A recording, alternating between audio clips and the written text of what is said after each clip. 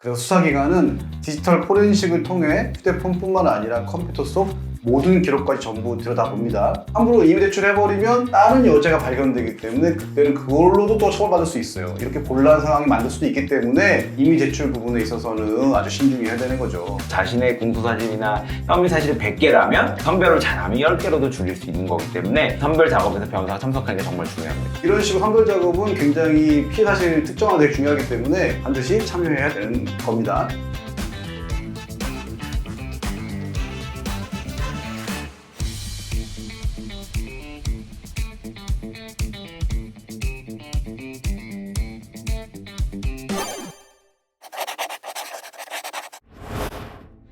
이건 저희 의뢰인분들도 많이 궁금하실 거예요. 포렌식 해야 한다 해서 휴대폰 아니면 태블릿, 패드, 외장하드 이런 거 압수당했는데 조사가 다 끝나면 돌려받을 수 있을까? 아예 돌려주지 않는다. 아니면 다 돌려준다. 케바케다.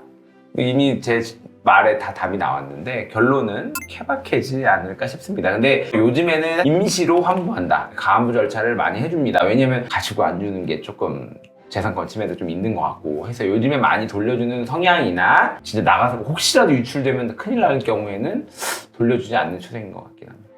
디지털 기기 내에 있는 자료를 이미징을 하면 원래 원본은 사실 필요가 없죠. 그래서 돌려주는 게 원칙이죠. 그리고 우리의 압수수색은 압수수색 목적이 달성되면 최대한 신속하게 돌려주도록 되어 있습니다. 법에 의해서. 근데 이제 복잡한 사건 같은 경우는 그걸 다 분석하는데 너무 시간이 많이 걸리는 그런 부분이 있고 그게 다 끝나면은 안 돌려줄 이유가 없죠. 그래서 변호인이 요청도 해요. 휴대폰이나 컴퓨터 돌려주세요 하면 특별한 사정이 없는 한 돌려줘야 되는 게 맞습니다.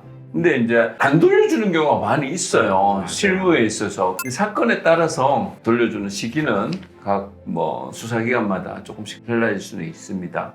또는 다른 범죄로 사용될 수 있다든지 이런 부분이 있을 때는 안 돌려줄 수 있는 경우도 있습니다.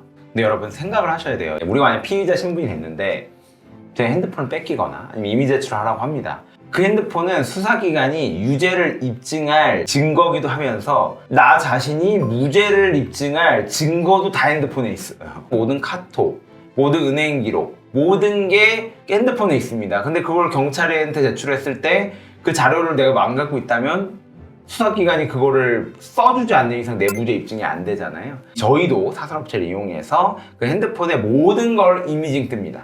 우리도 이 자료들이 필요하기 때문에 이미징 뜨고 핸드폰은 이제 이미 제출하거나 압수수색 영상하거나 이런 게 좀 추세입니다. 정말 중요한 것이 있는데 복사를 하는 건 크게 문제가 안 됩니다. 다만 그 내용을 지우면 안 돼요. 추가해도 안 되고.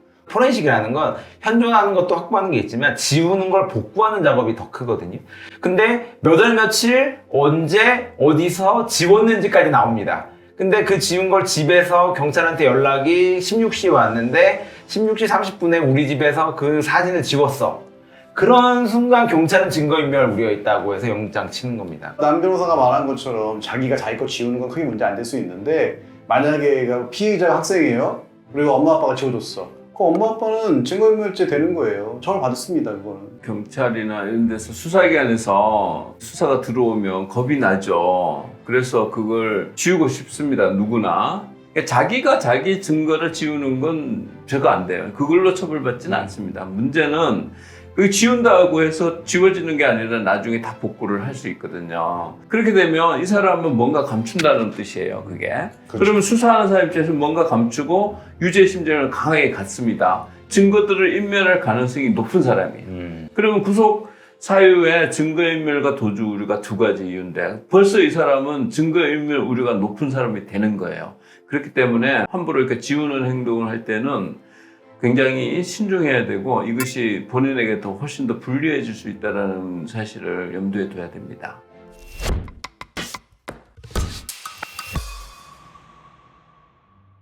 마지막으로 이런 경우도 있기 때문에 제가 살짝 이야기해 보려고 합니다. 내가 경찰 조사를 받게 생겼는데 예전에 내가 알거든. 제출하면 징역 2, 3년 그냥 나올 것 같아.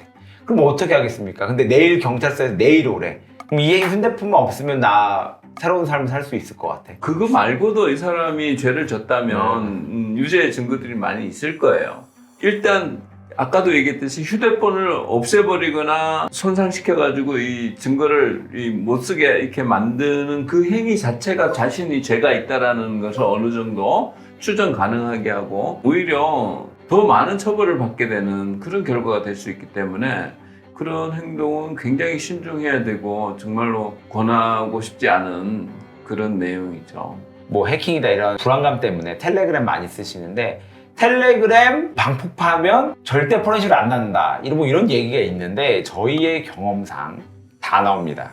그 이유는 서버에서는 안 남는다고 하더라도 메타데이터라는 것이 남기 때문에 이 핸드폰이 있는 이상은 포렌식을 돌려도 텔레그램에 대화 내역이 남는다. 따라서 텔레그램 너무 믿고 함부로 불법적인 대화를 하시면 안 됩니다.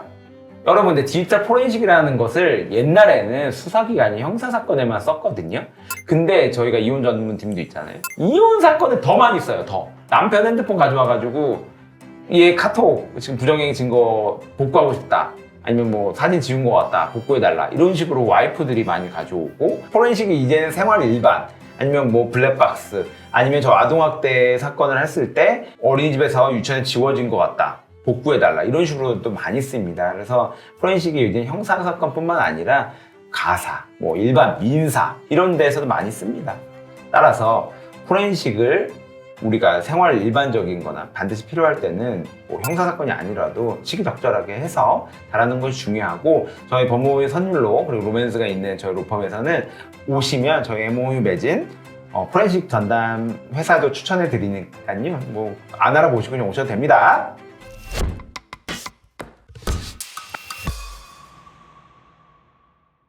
이 영상이 저희 의뢰인분들 아니면 앞으로 수사기관에서 조사를 받게 될 분들에게 큰 도움이 되면 좋을 것 같고요. 혼자서 뭔가 하려면 사실 쉽지 않아요. 그럴 때 도움을 받으라고 변호사가 있는 거니까 혼자 끙끙 앓지 마시고 처음부터 변호사의 도움을 받아보시라고 말씀을 드리고 싶습니다. 지금까지 법 잘하는 변호사 루멘지 남성진 신혁범 정규영 변호사였습니다. 저희는 다음 영상으로 다시 돌아오도록 하겠습니다. 감사합니다.